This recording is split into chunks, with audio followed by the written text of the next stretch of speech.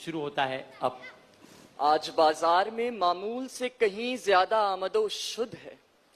वजूदे जन भरे बाजार में बेचैन निगाहों से अपनी मनपसंद अशिया ढूंढने में मसरूफ है, थक चुका है।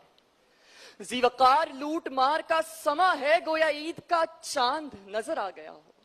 यहां तक कि दुकानदार ने एलामिया कर दिया है कि अपनी मनपसंद अशिया मुफ्त में ले जाइए। भरे बाजार के वस्त बोली लगाई जाती है, ये सर किसका है?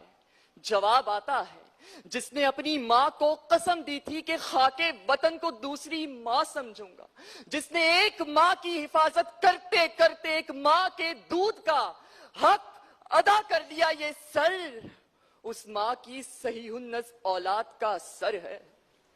बोली लगाई जाती है, ये सर किसका है?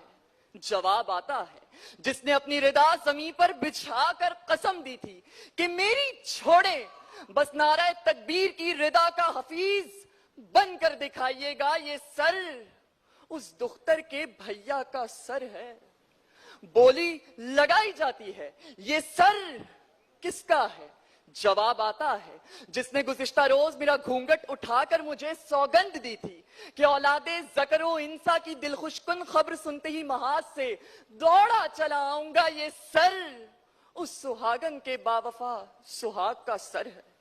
ये सर मुझे दे दो, मेरी चूड़ियां मत तोड़ो, कि उसकी जबीं पर बंधी पट्टी पर से मैंने खून जरा नोच कर देखा है, कि उसकी पट्टी पर लिखी ला इलाहा इल्लल्लाह की नविश्त ये कह रही है मुझसे कि वो दर्द की जद में भी, जुल्म की हद में भी, तन तन्हा सरहद में भी मजरूह बाजू उठाए जलसों से सजदों तक का सफर जरूर तय करके आया है। वो रस्म शब्बीरी अदा करके आया है और कह रहा है सरहद के लहू रंग नजारों में मिलेंगे, हम महले वफा अगली कतारों में मिलेंगे, मिट कर भी ना छोड़ेंगे वतन तेरी जमी को, गर मर भी गए तो मजारों में मिलेंगे, गर मर भी गए तो मजारों में।